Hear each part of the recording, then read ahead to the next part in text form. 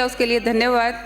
मैं बहुत कम समय लूंगी, 1 मिनट पहले घंटी बजा दी। मैं बहुत कम समय लूंगी। मैं धन्यवाद दूंगी आदरणीय मुख्यमंत्री जी को कि उन्होंने माँ योजना की शुरुआत की। 35 लाख व्यक्तियों को उससे चिकित्सा का लाभ प्राप्त हुआ और माँ कोष गठित किया 3,500 करोड़ का, और फिट इंडिया की तर्ज पर फिट राजस्थान की कल्पना की है। धन्यवाद दूंगी नशा मुक्ति केंद्र के लिए, मुख्यमंत्री बाल संबल योजना के लिए। लेकिन मेरी दुविधा आज कुछ और है सभापति महोदय, क्योंकि आदरणीय मुख्यमंत्री जी, प्रधानमंत्री जी का हम सब जानते हैं कि उनका संकल्प है कि स्वस्थ भारत होना चाहिए, स्वस्थ राजस्थान होना चाहिए, और इसीलिए विभिन्न योजनाएं बनाई गई। लेकिन इन योजनाओं की क्रियान्विति कैसे संभव है जब न हमारे पास पूरे संसाधन है, न चिकित्सक है, न उनके नीचे नर्सिंग कर्मी है, न स्टाफ है। तो केवल योजनाएं बनाने से आज मेरा मन बहुत दुखी है, क्योंकि मैं भी एक डॉक्टर हूं, और मैं अगर मेरे बाड़मेर की बात करूं तो पिछले 7 सालों से जो बाड़मेर हॉस्पिटल की स्थिति हुई है, मैं कई बार संज्ञान में लेकर भी आई। बाड़मेर हॉस्पिटल की ओपीडी 3,000 की है, जहां डेली 500 सोनोग्राफी होती है और मशीनें हैं सिर्फ 3। तो डॉक्टर सिर्फ 200 सोनोग्राफी कर पाते हैं और 300 सोनोग्राफी को 1 महीने 1.5 महीने की वेटिंग देनी पड़ती है या फिर बाहर भेजना पड़ता है। सीटी स्कैन मशीन है, वो पीपीपी मोड पे है, जो 5 साल से पुरानी है, बंद पड़ी है।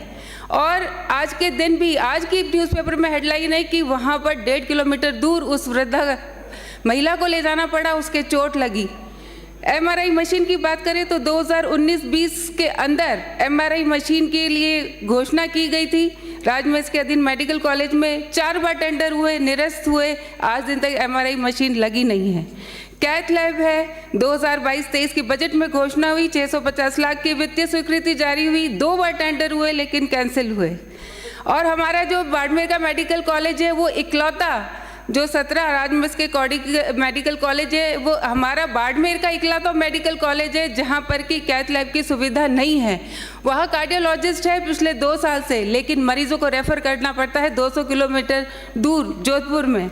और बाड़मेर सुपर स्पेशलिटी हॉस्पिटल की हालत देखिए। आदरणीय स्वास्थ्य मंत्री जी, चिकित्सा मंत्री जी यहाँ विराजे हैं। मैं आपके ध्यान में लाना चाहूँगी कि 100 बीघा ज़मीन पर 191 करोड़ की लागत से बनने वाला है सुपर स्पेशलिटी हॉस्पिटल, जिसका निर्माण कार्य 5 दिसंबर 2023 तक पूरा होना था। लेकिन आज उसकी स्थिति क्या है?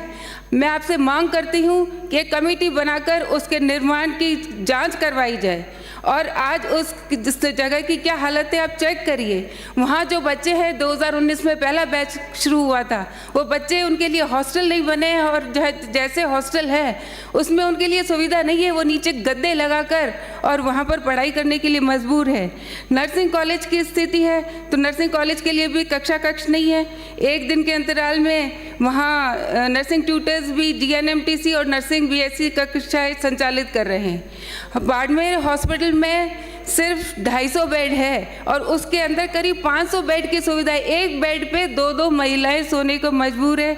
मेरी बहुत हाथ जोड़ के करबद्ध विनती है चिकित्सा मंत्री जी से कि Barmer hospital, Barmer medical college एक टीम गठित करिए, वहाँ जांच के लिए भेजिए, वहाँ की अनियमितताएं हैं उनकी जांच करवाइए, क्योंकि ये जनता का पैसा है, यह हमारे बच्चों के भविष्य का सवाल है। बाड़मेर के अंदर इतने दूर लोग बैठे हैं लेकिन आज भी उनको रेफ़र करने की स्थिति आती है।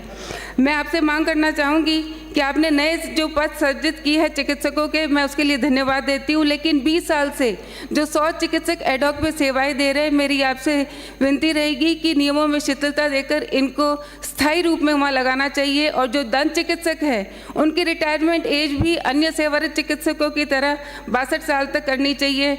और जो यूटीबी के कार्यकर्ता हैं जिन्होंने बहुत मुश्किल समय में कोविड जैसी महामारी में हमें सेवाएं दी थी, तो उन अभी नर्सिंग ऑफिसर्स के हजारों पद खाली हैं, उनकी सेवाएं 28 फरवरी 2025 को समाप्त हो गई।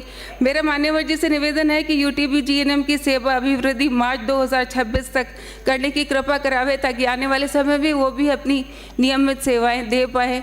मैं विश्वास करती हूँ कि आदरणीय चिकित्सा मंत्री जी एक सीमांत जिले के ऊपर, वहाँ जो दूर दूर ढाणियों में बैठे लोग हैं उनके ऊपर पूरा अपना ध्यान देंगे, और एक पीएचसी पे कम से कम 2 डॉक्टर्स होने चाहिए, क्योंकि अगर एक डॉक्टर है तो प्रशासक भी वही है, क्लर्क भी वही है, कुछ लिखना है तो भी वही है, कुछ लाना है तो भी वही है।